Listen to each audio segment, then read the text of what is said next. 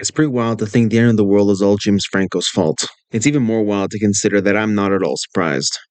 To celebrate the highly underrated trilogy and the upcoming release of a new film adaptation of the series, we're going to try and create the Ape Kingdom from the Planet of the Apes series. I remember the first time I watched Planet of the Apes. It was a Simpsons parody episode, but that's besides the point. Dr. Zaius, oh, Dr. Zaius. I would later go on to watch the original films, and the degree of horror I felt after watching these still sticks with me to this day. Except now that horror is replaced with both fascination and excitement. What? I'm a lot more jaded and cynical now. Of course I'm going to root for the faction that's actually going to wipe out humanity. Why yes, I do play Xenos. Why do you ask? So, I think it's time we go over the lore and origins of the Ape Kingdom and why I appreciate these films so much. Humanity has always feared death, and by extension, aging. Because of this, many brilliant people have dedicated their lives to either preventing it, or at the very least, making the effects of aging a little bit more bearable. This is where ALZ-1112 comes in. ALZ-1112 is a gene therapy created by Will, James Franco's character in the film, with the intention of actually undoing the effects of Alzheimer's, a condition that in my opinion is one of the worst a person can actually experience. Now, in order to properly test this cure, the company that Will actually works for would actually begin testing on the closest human counterpart, apes. As a result of this human error and arrogance, it was quickly discovered that the vaccine actually caused the affected apes to grow in intelligence and self-awareness. Problem that is definitely not going to bite anyone in the ass later on. As a result of a misunderstanding, however, nearly all of the apes would actually end up being killed. All except for one, Caesar, who would actually end up being adopted by Will.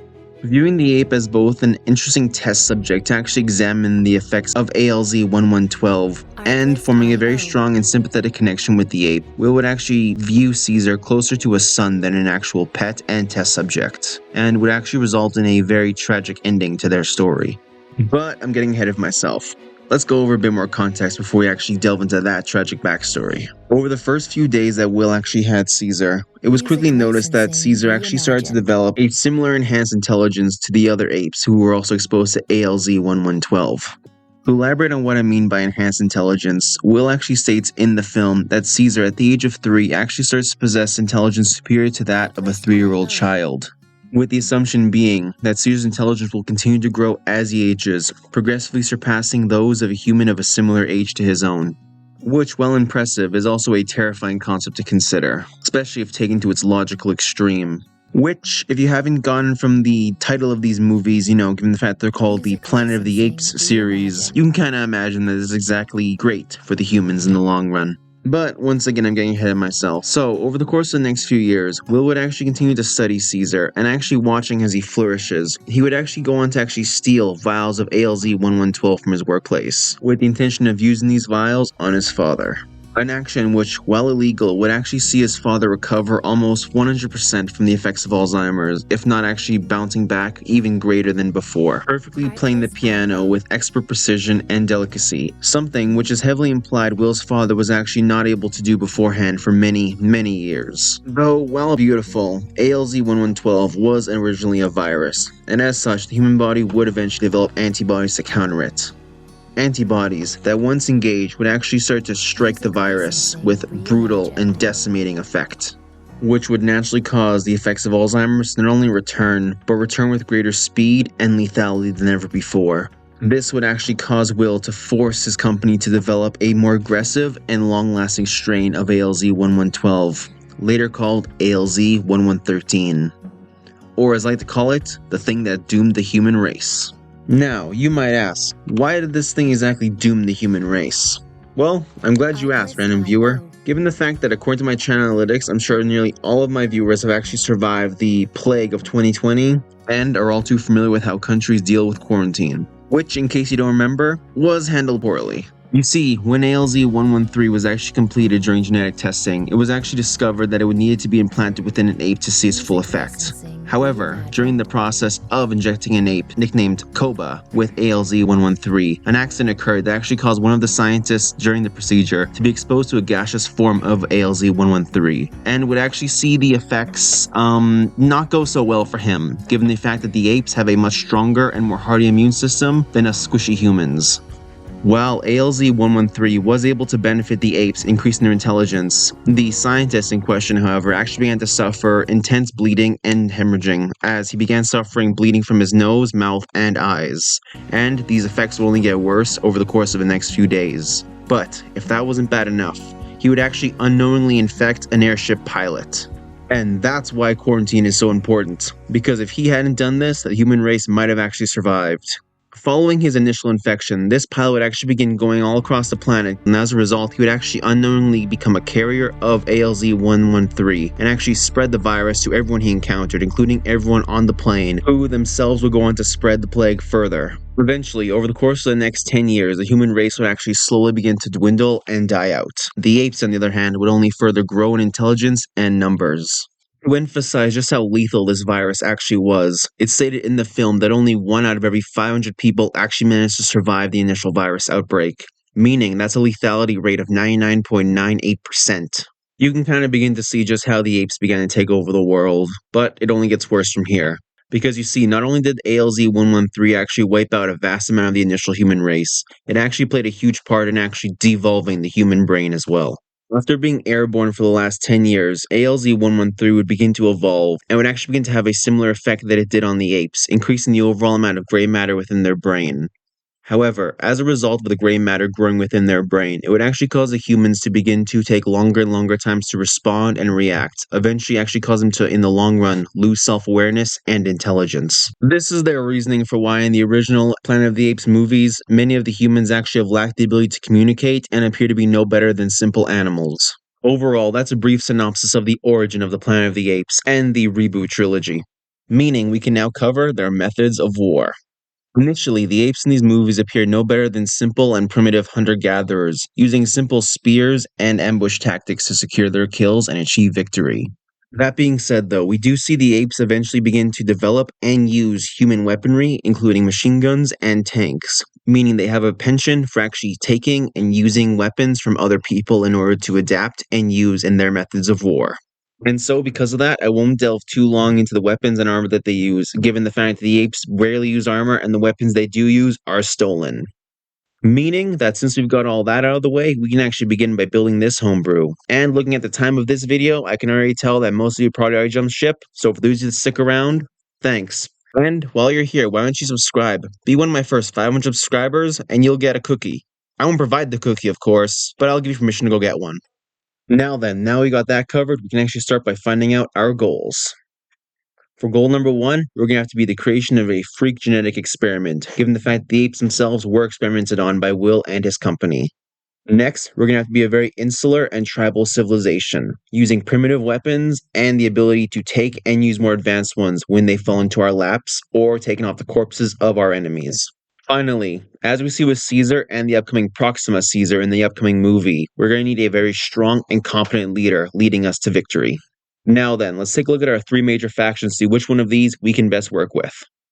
Initially, my first thought was actually go with abhumans from the Imperial Guard. However, given the small percentage of actual abhumans that there are in part of the Guard, and the fact that most of them occupy a specialty auxilia rank within the Guard, I felt that they weren't necessary. On top of the fact that we have very limited options when it comes to homebrewing abhumans and kit bashing them, so we're gonna have to shelve them for this episode. For our second option, we have Chaos. And while Chaos does offer us some opportunities, the apes do not possess the same level of genetic and chaotic mutations that the Chaos mutants are known for having, even if they do possess beastmen within their ranks, and according to the new call book, beastmen have a higher chance of actually falling to Chaos. That being said, though, we will not be using Chaos for this homebrew.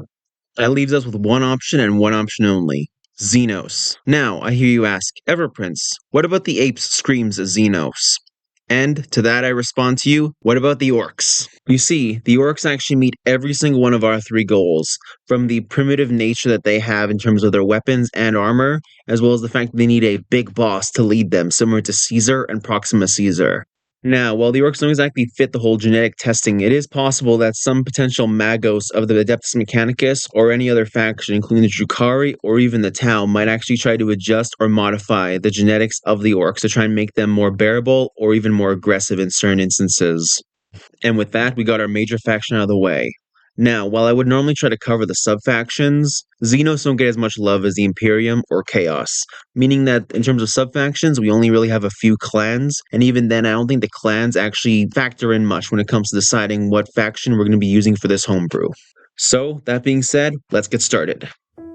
The Tau people have always had a fascination with the Orcoid species, viewing them as barbaric and hostile in every single engagement they've ever engaged them in. However, there are members among the Water Caste and Earth Caste who wish to see the Orcs join the greater good as some part of Auxilia race, similar to the Kroot or Vespids. As a result of this, the Tau known as Will would actually go on to develop a specialized type of mimetic scanner, a device that would actually contain ingrained knowledge regarding Tau society and culture, with the intention being that implanting this within the Orcs should actually increase their intelligence and willingness to join the greater good.